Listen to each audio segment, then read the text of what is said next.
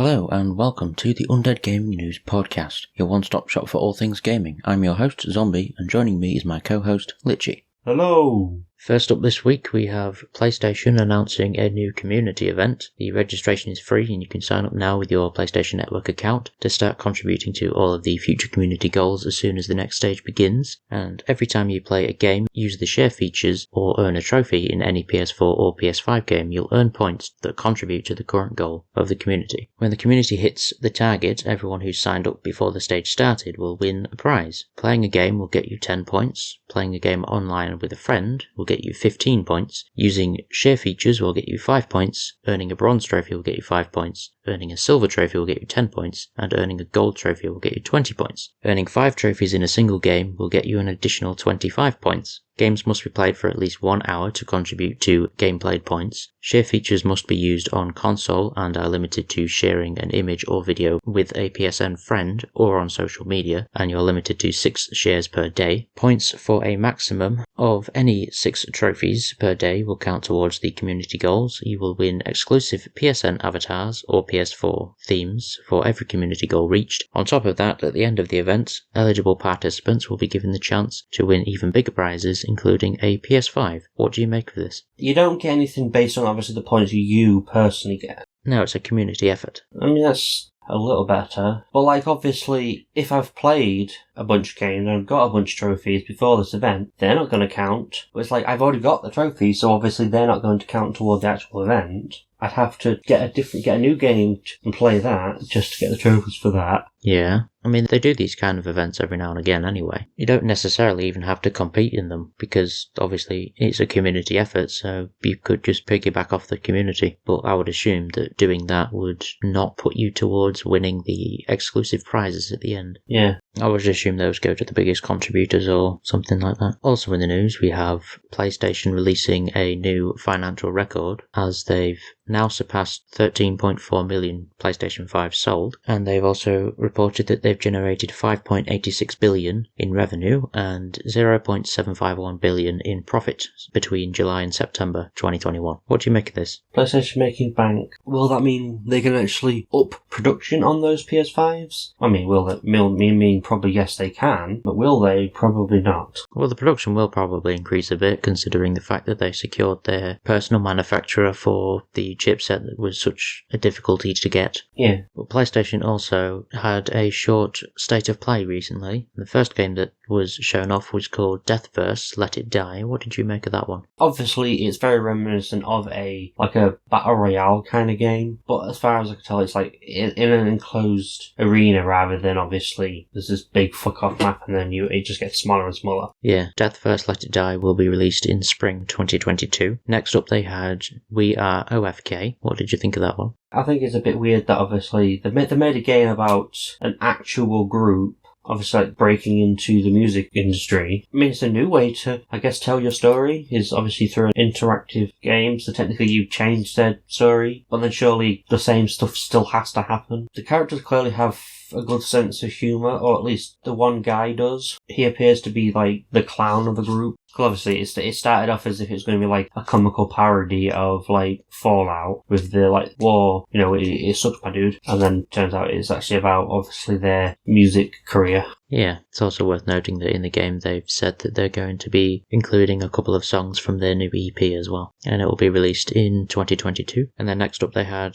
a DLC for Bugsnax called the Isle of Big Snacks. What did you think of this? I mean, I've not played the base game of Bugsnax, but it looks very similar. It looks basically like PlayStation's answer to Animal Crossing, but the new Big Snacks DLC, I guess, has bigger monsters to collect and devour. Yes, and from what I know, the new island that you're going to be getting in that DLC is available even if you finish the game. You just need to load your pre-end game save and then you can access it. And it will be released in early 2022. And then next up they had Five Nights at Freddy's Security Breach. What do you think of this one? I mean, to be fair, it's Five Nights at Freddy's in name only. It looks a lot better than Five Nights at Freddy's games. Yeah, you're not confined to a room anymore. It will arrive in December on the 16th. And then next up was Death's Door. What did you think about that one? It's another dungeon crawler. Yes. It's like a dungeon crawler, but obviously set like with the undead. I don't know, are you putting them to rest? Or are you just hunting down the undead because so that they're dead, they stay dead? Because obviously, I think you work for death or something. What I would assume, based on the name, is that your character is at death's door and you have to go through the underworld and, do whatever death says in order to ensure that you survive and actually live and don't get pulled down into death. Maybe. That's my assumption anyway. But it will be released on the 23rd of November for anyone who's interested. And then next up was Kart Rider Drift. What did you think of this? That we're doing another Mario Kart. Well, it's not Mario Kart, is it? Well, it's a Mario Kart-esque game. You have obviously the cartoon races racing around. You got the pickup so you can screw over your opponents. I mean, it's a bit sad that obviously any time you do a racing cartoon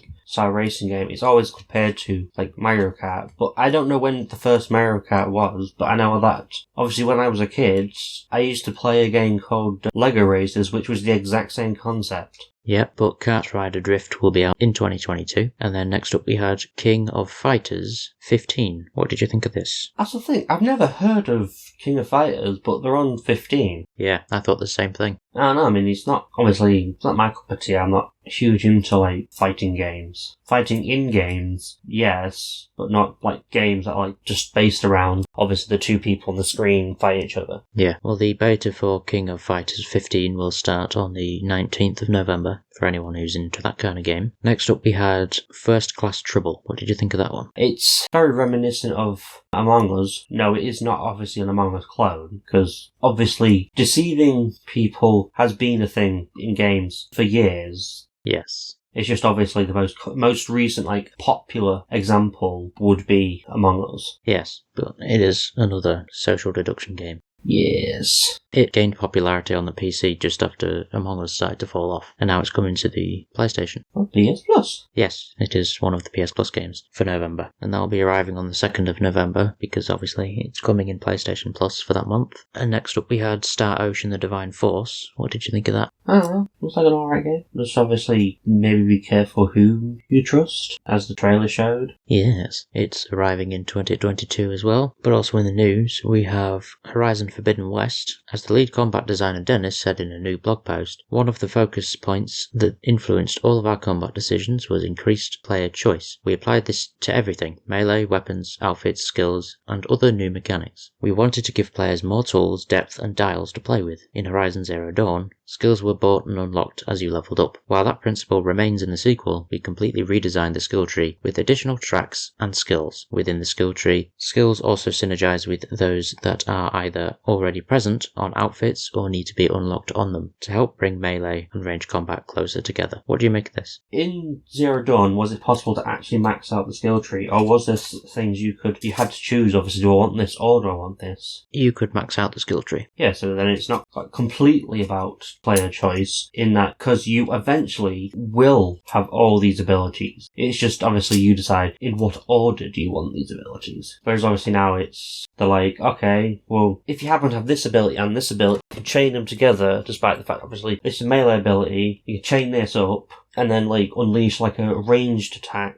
I don't know, you could beat them up with your spear, go backward and finish them off by flinging an arrow into their head. Yeah, it certainly seems like they're trying to make that whole perk system a lot more advanced by combining it with the outfits and weapons and the skill tree all in one, which will be interesting to see how it plays out. If you're looking to pick up some new games this week, then on the PlayStation Store from the 1st of November, you could pick up the Sword of the Necromancer on the PS4 or PS5. On the 2nd of November, we had First Class Trouble on the PS4 and PS5, Knockout City on the PS5, Shanty Half Genie Hero Ultimate Edition on the PS4 and PS5. Then on the 3rd of November, we had Bloodshaw on the PS4, Bloody Rally Show on the PS4, The Solitaire Conspiracy on the PS5, and then on the 4th of November, we have Demon Turf on the PS4 and PS5, Heliborn on the PS4, Just Dance 2022 on the PS4 and PS5, Mr. Driller Drillland on the PS4 and PS5, Pretty Girls Panic Plus on the PS4 and PS5, Super Sammy Roll on the PS5, The Binding of Isaac Repentance on the PS4 and PS5, and then on the 5th of November we had Call of Duty Vanguard on the PS4 and PS5, Mobile Suit Gundam Battle Operation Code Fairy on the PS4 and PS5. What do you make of these games? The Binding of Isaac, is that a sequel, or has they literally brought out the same game again? Because obviously they did the Binding of Isaac, then they did Binding of Isaac Rebirth, which was the same game, like a few extra levels. Is this next one literally the same thing?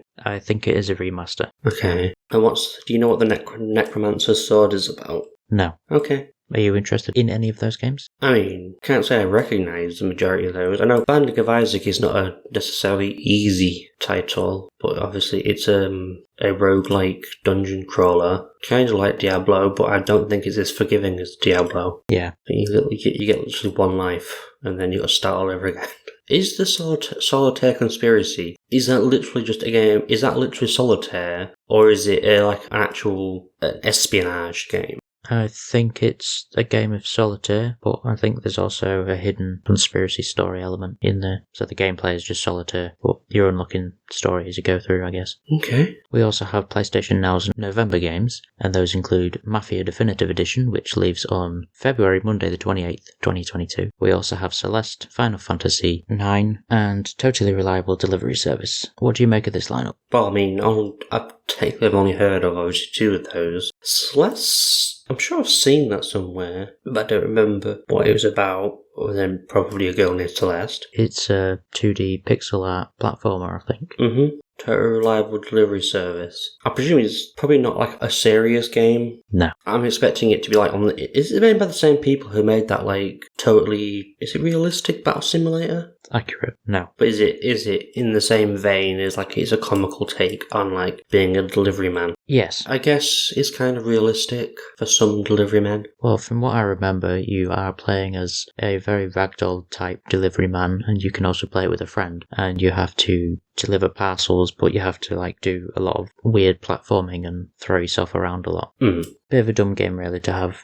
some fun with friends. Yeah, I mean I would recommend definitely picking up a Mafia Definitive Edition. Definitely some good games. Well, I've already got it, so I can't. Yeah, me either. But over on the Xbox, we have some new games for their Game Pass, and those include Minecraft PC Bundle, Unpacking, It Takes Two, Kill It With Fire, Football Manager 2022, Forza Horizon 5, Grand Theft Auto San Andreas The Definitive Edition, One Step From Eden, Elder Scrolls V Skyrim Anniversary Edition, Microsoft Flight Simulator Game of the Year Edition, Undungeon, and Evil Genius 2 World Domination. What do you think of those? I think it's an interesting lineup, a lot of variety. I mean, obviously there's the classic Minecraft, because obviously Microsoft have to keep pushing Minecraft, because people still play it. Yeah, and there's still some people that haven't. Yeah. Kill It With Fire, is that the game where there's like, you gotta kill spiders, and you got like a flamethrower? Yeah, but also leaving Game Pass is going to be Final Fantasy VIII HD, Planet Coaster Console Edition, River City Girls, Star Renegades, Street of Rogue, and The Guardians Between. They will all leave on November the 15th. But coming to Xbox Gold, we have Moving Out, Kingdom 2 Crowns, Rocket Knight, and Lego Batman 2 DC Superheroes. Any thoughts on those games? I expect Moving Out is probably a party game to play with your friends. Is Kingdom 2 Crowns like, you know that there was that Kingdom game where it has like you swipe left and right, so kind of like Tinder. Is it that, but obviously like 2-player? Kingdom 2 Crowns is a side-scrolling micro-strategy game. I think you build like your own castle area, and then you have enemies coming in from the left or the right, depending on where they want to come from, I guess, at night time. And then during the daytime, you can go out and scavenge. Yes, I think I remember that game. Well, it's coming to Xbox Gold. And if you want to pick up a game for free this week, then you can head over to the Epic Games Store and grab Avon Colony, which will be available until the 11th. What do you think about that one? I don't know, what is Avon Colony? It's a building simulator based in space. Yeah.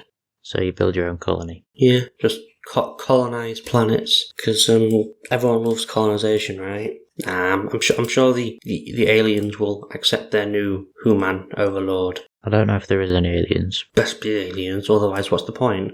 Also in the news we have Chris Galecki, which is a former game designer from World of Warcraft, who said he was unhappy with the state of the game after quitting Blizzard Entertainment last year. He has now announced the launch of a new venture called Notorious Studios, and it's been backed by a few investors, one of which includes the League of Legends and Valorant developer Riot Games. Its investment in Notorious Studios was part of a $5 million injection that also includes the venture capital funds for Galaxy Interactive and One Up Ventures. Chris said Riot's decision decision to back the studio reflects a shared commitment to the players and communities. As he said, I think they're a developer who cares a lot about the players' experience as well. They have a franchise that's beloved by players. We have so many friends and colleagues who work at Riot who used to work at Blizzard. I've always had a good view of them. Notorious Studios is a team of 8 made up of entirely Blizzard veterans, but only one of whom has actually worked on World of Warcraft. And Chris said on Twitter that he is planning his next move and wanted to ensure he joined a team with cultural values similar to those he experienced while at Blizzard. He specified that the cultural values he was referring to were things like prioritizing the player experience. What do you make of this?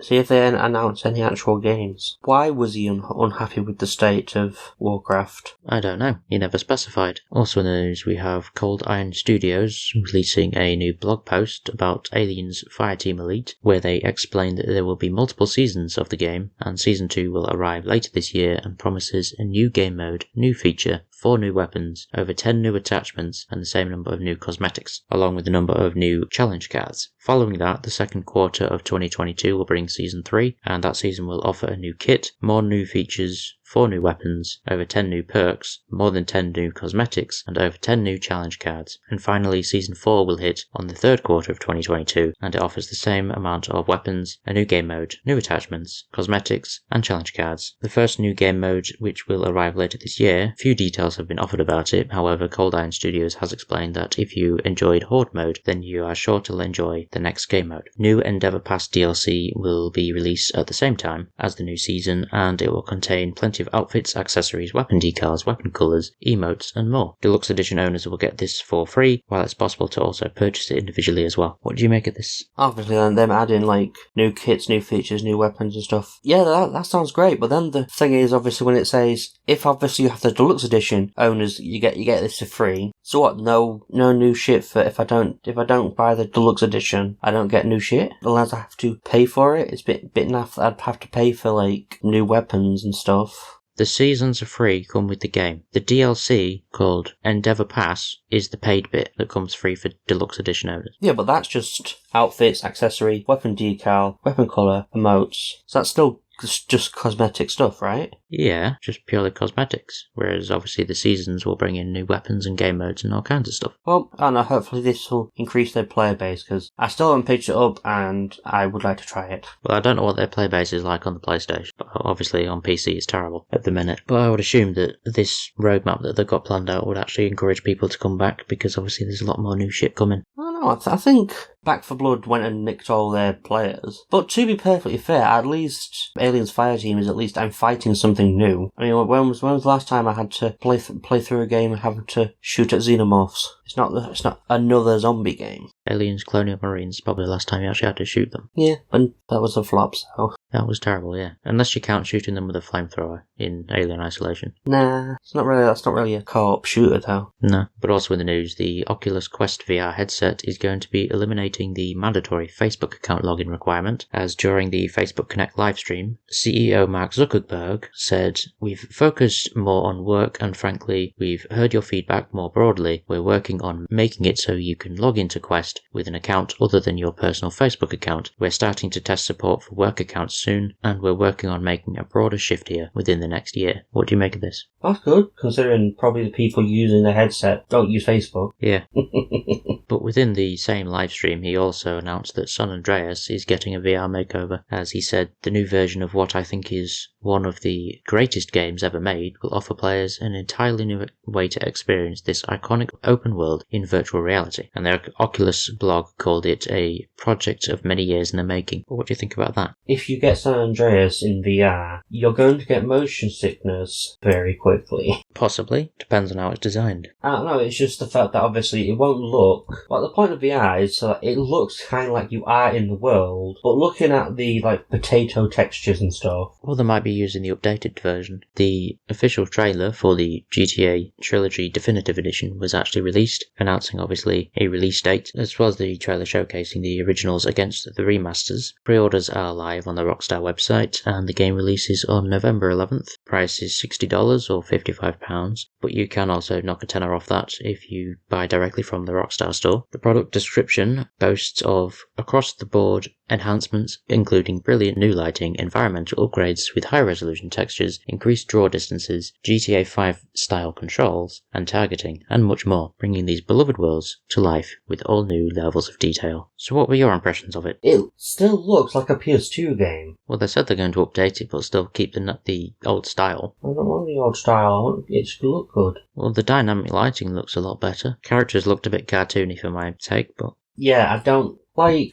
There's a shot where you see Kendall, it just looks like they've smoothed the face, but the texture does still look like it's for a PS2 game. But also within that trilogy, they appear to have removed the Confederate flag from the originals for the new one, as the footage in the trailer offers a brief glimpse of the arms dealer Phil Cassidy, but this time he doesn't have the flag on his shirt, and he's now wearing a black t-shirt with a skull across the front instead of the Confederate flag. What do you think about that? I think they should let Phil have his Confederate flag. Why? He's a racist redneck. He's like a caricature of the racist redneck. So wearing clothes that like racist rednecks would have makes sense. Yeah, but I suppose because a lot more people are more sensitive to the Confederate flag these days, they've decided to take it out to avoid controversy. Oh, I know why they did it. It's just I don't agree that they should have done it. Maybe give me the option to like toggle. Do I want the Confederate flag or do I want the skull design? You mean like Call of Duty Vanguard's doing with the Nazi symbol? Yes. I think Rockstar's getting a bit soft now. But also in the news, we have the Prince of Persia Sands of Time remake confirmed to actually still be happening, as the dev team released a statement saying, "We want to take a moment to reassure you that the development of Prince of Persia Sands of Time remake is still underway. Motivated and inspired by your feedback, we'll update you on our progress in the future. We want to thank you all for your unwavering support and patience." What do you think of this? I don't know if I'd even heard that they was making a remake. It was announced last year. I think I vaguely might have heard something about it, but I've not. It's still in development. I'll maybe get to play it one day. Yep. Hopefully it won't look like it's made for a PS2. Well, it won't. But yeah, I never actually played through the original ones. Neither did I. Technically, this is like the ancestor of the Assassin's Creed series. Yes. So I guess now that they've obviously run Assassin's Creed into the ground, they're like, oh, we should go back to Prince of Persia.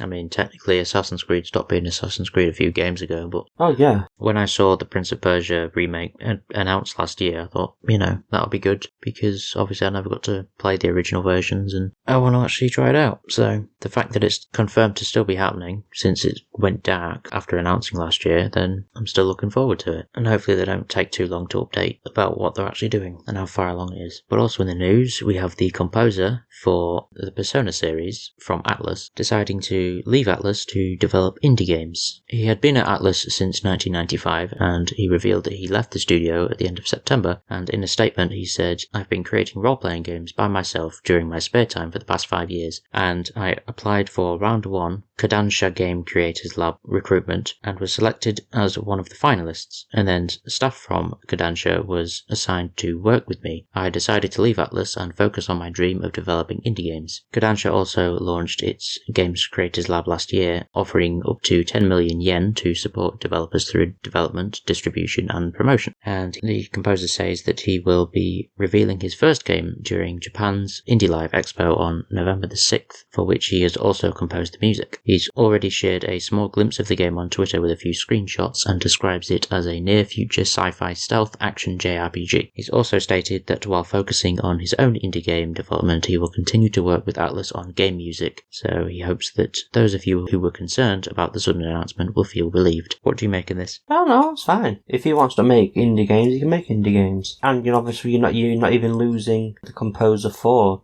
Persona if he's going to kind of continue working with them. Yes, just for obviously the music, but made a lot of great music. I quite like the music in Persona 5, but to see him actually making his own games is quite interesting, and it'll be interesting to see exactly how the game plays when it comes out. We obviously know the music will be good because it's his. Yes. But also in the news, we have Call of Duty Vanguard's file size is apparently going to be smaller than previous games in the series, as the official Call of Duty Twitter released a tweet saying, "Good news for hard drives everywhere. Vanguard's install size at launch will be significantly below previous Call of Duty releases. Now, new on-demand texture streaming tech expected to save up to 30 to 50% plus on next-gen console and PC hard drive disk space." What do you think of this? Well, I mean, it being smaller means obviously, it would obviously mean less detail and stuff, but obviously their way of obviously working around to keep the detail and stuff is that you're going to have obviously have a decent internet connection to stream it. Yeah, it's also obviously worth noting the fact that the wording they used was the initial size will be smaller. Yes. So obviously it will grow because obviously they're going to be updating and patching the game and releasing more stuff for it. So most likely will end up being the same size anyway, later down the line. But also in the news we have Samsung announcing cloud gaming for Tizen TVs, as they announced that it's jumping into the cloud gaming arena with an offering for its Tizen Smart TV platform. The news came during its Samsung Developer Conference keynote, and the company didn't provide any more details about what games will be available, what platforms it might be available on other than that TV, if any, or when it will launch. So what do you think of this? They want to get involved in gaming. It makes sense. Yeah. It's not an issue, but obviously dedicated devices like a console or a PC will always give a better experience than just streaming to the TV. Yes, but it would have been helpful if they had actually released some kind of information, apart from the fact that it's going to happen on Tizen TVs at some point. So I suppose I'll have to wait and see what they say about it down the line. Also in the news we had a campaign overview for the Halo Infinite. What did you think of that? I don't know, I mean it was a lot of sucking Master Chief's dick. If you say so. Well, multiple times in the overview it specifies that, Master Chief is amazing, Master Chief is has always been a hero, and it's like, he's just a guy. Chill. Well, he has been the hero of the previous titles, so... But speaking of Halo, on the Xbox 360, the online services for a few Halo titles is going to be switched off and shut down in January of 2022. It was originally announced that those services will be shut down in December of 2021, but a revised shutdown date has been given for January the 13th of 2022. The games that are set to be impacted are Halo 3, Halo 3 ODST, Halo 4, Halo Combat Evolved Anniversary, Spartan Assault, and Halo Wars. What do you think about this? Well, I understand obviously it's taking up space on the servers to be obviously keeping the servers running, and they could be using it for something else. I don't know, there might be someone who still has a 360 playing on them servers. Well, it probably is, yeah, but not a lot of people will be on there. If you could do it, if they could figure out a way to, like, have the Halo servers so they work for like the 360, the One, the series, then obviously that would be better. Well, have like a cross-platform server. Yeah, then I can just go on my PC and just pwn all those noobs. It always seems to be inevitable that these kind of games are going to have their services shut down at some point because it's so far in the past now. Also in the news, we have the Xbox is apparently going to have an easier time of streaming PC games with a new update from the GeForce Now, as it syncs up your Steam library to see what you own and transfer your progress via Steam Cloud. GeForce Now plays all of its games from remote servers rather than your local desktop. What do you think of this? So, obviously, if it scans my Steam library, does it allow me to actually play those games on the Xbox? Yes. Or do I have to actually buy them on the Xbox? And it's just like I can continue the progress. You don't need to buy anything. Basically, the way it works is the GeForce Now streaming service that's on Xbox will communicate with your Steam library that you already have, and you can then stream the games that are on your Steam library onto the Xbox to play. Fair use. This obviously just means that more people can play PC exclusive games on an Xbox now, because obviously they can buy it on Steam and stream it that way. Yes. But sticking with GeForce Now, they've also decided to stick it inside of a red telephone box. The idea behind the project was to create a positive space for people to game that won't get them into trouble, because according to a recent poll that Nvidia sent to 1,000 UK-based gamers, 17% have admitted to playing games at church, 34% admitted that they would rather skip a meal than drop a game mid-level, 43% have ditched a meeting with friends to play games, 73% have admitted to playing a game during work hours, and 10% have gotten their games out during their own wedding. What do you make of this? I don't know, to be fair, if I wanted to play games in church, I don't think if I was in church I'd be able to just casually go outside and go to the telephone box and play games. I'm pretty sure that wasn't the problem, was the fact I can't play the game in church. It was that it's not really socially acceptable to sit in church playing video games. Well, no,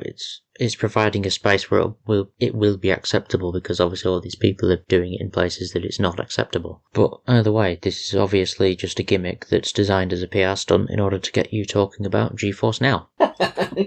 Yeah. But also in the news, we have Battlefield 2042 introducing a non-binary character. The character has the codename Sundance, and their bio uses gender-neutral they-them pronouns on the Battlefield official website, which led one fan to ask on Twitter if they identified as non-binary. And then Adam Freeman, the EA lead community manager, confirmed in a reply, "Yep, Sundance is non-binary." What do you think of this? Why? To be more inclusive. Also in the news, we have Konami delaying the eFootball patch that they were supposed to be releasing last week, as they released a statement that said, "Thank you very much for playing eFootball 2022. We would like to inform all users that we've decided to delay the release of version 0.9.1 to early November. We sincerely apologise for the delay and the inconvenience caused. Our hope is that the additional time taken will allow us to ensure the experience is improved for all of our users. We will announce the date and details of the fixes soon as they are confirmed. In the meantime, we will continue to work on improving the game and look forward to working with you on eFootball 2022. Thank you for your patience." The Konami team, what do you make of that? I mean, if they did the patch and updated it, no one would be talking about eFootball anymore. It wouldn't be unique. What was unique was the fact of how janky it was. So, I mean, I guess it's good that it's in pushback, because then the game remains unique for a while. You mean broken? What if I say it's a feature? What if I tell you it'll bring the lols? It'll bring the frustration with a broken game. The funny animations, I don't think they should get rid of, because that's the charm of the game. If there's any game-breaking bugs that obviously you can't play the game if this happens, and yeah, obviously update that. But I wouldn't focus on getting rid of like the characters with morphing into different shapes so that they don't look really human, because it at least makes it look unique to the other games on the market, which have like their own like little bugs, but they're nothing like that. So keep it as a broken dumpster fire? It's free, what do you expect? That's beside the point, but whatever. Rebrand it as a comedy take on football. But that's not what the company's known for. But it might sell. Well, it won't, because it's free. Also in the news, we have Epic Games, as they've decided to end a time-off policy that they had, which allowed staff to have every other Friday off. Alternating Fridays off allowed staff time to recuperate, and in some instances made up for overtime hours on other days. An internal email noted that the Friday policy at Epic wasn't being used equally by staff, as the Chief Operating Officer Daniel Vogel stated in the email, "Right now we're seeing lots of Fridays off for deep work and lots of people who must work Fridays anyways. This meant many people were not benefiting from the policy equally." And a spokesperson for Epic Games has said in a phone call that the company will be replacing alternative Fridays with a new policy of no work meetings on any Friday, describing these days as more unstructured time to do existing work moving forward. The spokesperson also said that alternating Fridays off policy was meant to be a temporary thing, and Epic Games has already shut down for 4 weeks out of the year in addition to staff's personal time off days. What do you make of this? I don't know, it doesn't sound too bad. Obviously, yeah, the alternating Fridays would have been nice, but if people are abusing that system so that other people aren't getting their fair share of time off, ideally you'd want to fix that so that everyone gets their fair share of time off. Yeah. But I think saying that like Fridays are more of a chill day, I think that's a good temporary measure until they figure out how to more fairly distribute the day off work. But they should probably definitely go back to having like the days off policy. Well, it was supposed to be temporary anyway. But Epic are also in the news because they've had a bit more of a legal bout with Apple, as Apple decided earlier this month to appeal the ruling that the judge put against them after they lost the court case. And they've appealed to have the order put on hold as the appeal process unfolds, which could take more than a year. And Epic argued in a court filing that Apple has not met the legal standard for the pause, which requires Apple show that it will be irreparably harmed by even temporarily complying with the order if the injunction is later reversed on appeal. And Epic said Apple's positive comments about the ruling shortly after it landed and its delay in asking for a pause showed that it would not be harmed by enacting the orders. What do you make of it? Well, I mean, obviously enacting the orders is going to harm Apple's bottom line, because then why would I buy from the store if I can just buy from in the actual app?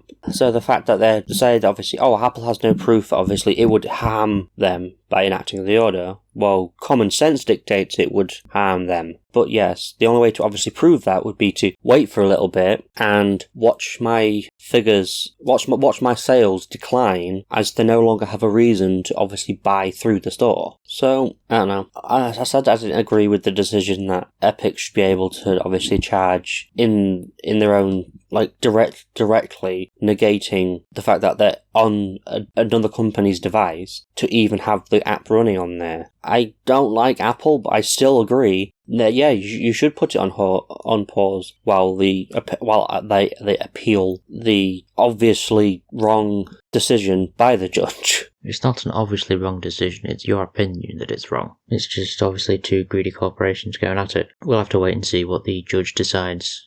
Also in the news, we have a new studio joining CD Projekt Red, the Molasses Flood, which is a US-based studio behind The Flame in the Flood and Drake Hollow. They are now part of CD Projekt Red's group as they released a statement that said, "Howdy folks, we've got some pretty cool news to share. The Molasses Flood has officially joined CD Projekt. So what does this mean? We get to build a completely new game in the universe of an existing CD Projekt IP. We get to hire a lot more folks, and we get to keep making games based on the same principles that have always guided us, making games with heart on rich gameplay systems. We're also staying the Molasses Flood, although we'll probably add a CD Projekt studio to that pretty often. When we started talking with CD Projekt Red, they made it clear that they weren't looking to simply absorb us, but rather embrace us and support our own culture and growth. We would love to talk about what we're working on, but we're going to have to wait for now. In the meantime, we're hiring. So if you're interested in seeing what we're up to, send us a resume. Thanks for reading, and we can't wait to share more in the future." What do you make of this? I mean, I can't say I've seen any of the Molasses Flood's work.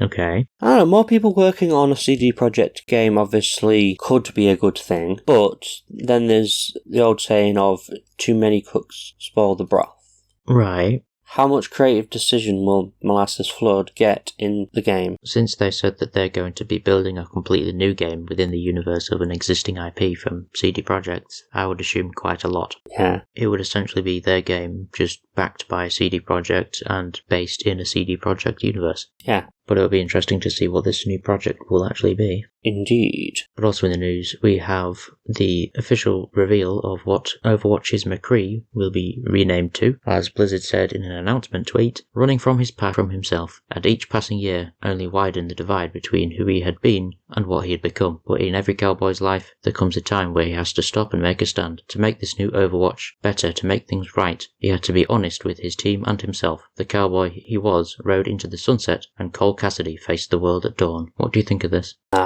Don't like it? Nah, it's too late to be changing his name. He's always going to mean McCree. They decided to change it a while ago, as we discussed previously on a previous episode. Oh, I know. But if I saw when there was announced obviously his new name, most comments are just like the fact people are just going to stick with the name McCree anyway.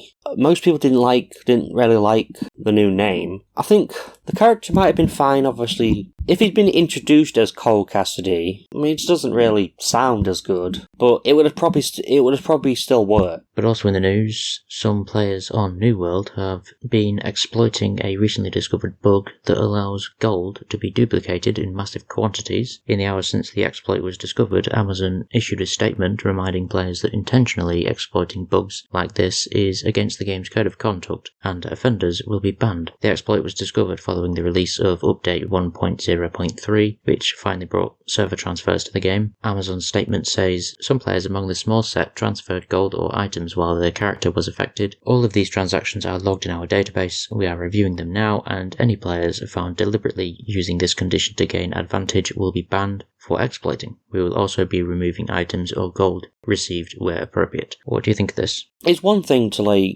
do it in a single player game. If there's ways you can make easy money that are a bit dodgy, then fine, but literally attempting to break the game to get more gold and then ruining the game's economy when it's supposed to be a multiplayer game, obviously you're going to get caught out and then punished for it. Yeah, but what I did find interesting was the fact that within a few hours of this bug being used, Amazon issued this statement saying that they're going to be banning people. However, in the previous episode, we talked about players banning each other to win wars. Yeah. And Amazon still haven't said anything about that, so there seems to be no repercussions for banning people, even if it's falsely banning. I don't know, maybe this exploit is somehow more detrimental. I don't know. Do Amazon sell gold? Like, can you pay real money to get gold in the game? I don't think so. I think it's all earned with, quests and tasks and stuff. Is there a subscription model for the game? I don't know. I don't think so. Then I don't know why this gold dupe exploit hurts Amazon enough to obviously warrant them commenting on that before banning of other players. Because obviously, if they sell gold, yeah, gold dupe means less people buy their gold, it hurts their bottom line. If obviously they pay a subscription fee, less people have to play the game to get that money, it hurts their bottom line. But I don't know how this hurts them enough to actually make the statement over other players screwing each other over. Also in the news, we have Square Enix removing their Denuvo DRM from a bunch of games. Denuvo is middleware intended to prevent unauthorized copying of games which incorporate it, and it's gained a notoriety as a migraine in software for PC gamers due to its frequent need to authenticate with security servers before allowing games to launch, even for single-player experiences. More annoyingly, players often report that the software causes performance issues like stuttering due to the software utilizing the PC's CPU resources to continually run its anti-cheat checks, and it's now been removed from Nier Replicant, Rise of the Tomb Raider, and Shadow of the Tomb Raider. What do you make of this? That's good. It did more harm than good. So it's a good job it's gone. Also in the news, we have Nintendo revealing that Advanced Wars 1 and 2 Reboot Camp will not be out until spring 2022, as they tweeted that the game needs a little more time for fine-tuning, and you'll be battling with Andy and friends soon. Thank you for your patience. What do you think of it being delayed? You have to reiterate that obviously it being delayed is not that bad, as long as obviously they bring out a product that actually functions. Yeah, but in trailer news, we got a new trailer for a game called Weird West. What did you think of that one? It looks interesting. Yeah, just interesting. Well, yeah, I mean, obviously they're playing their cards close to their bloody chest. It's in the West. There are multiple characters. They have intersecting stories. That's about all they're giving away. And there's some fantasy elements. Well, yeah, it's pretty weird in this West. But I like the fact that, obviously, having the 6 characters and then having intersecting stories, I think works well. I don't think a lot of games don't tend to do that. Is Weird West a game that you're interested in then? Yeah, I mean, I don't know. The gameplay looks very. I think it's top down, so it's looks kind of like a roguelike dungeon crawler. The story is probably what is more intriguing than the gameplay itself. Yeah, I mean, I think the combat looks alright. Yeah, I'm not saying the gameplay looks horrible. It looks like an alright game, but I'm saying what I'm more interested in is obviously the stories and how they intersect. Yeah, I'm just saying, I also like the combat as well as that, so. But it releases on January 11th for anyone interested. But that just about does it for this week's episode, so if you have any thoughts on anything we've discussed, leave them in the comment section below as always, and we'll see you next week. Goodbye. Goodbye.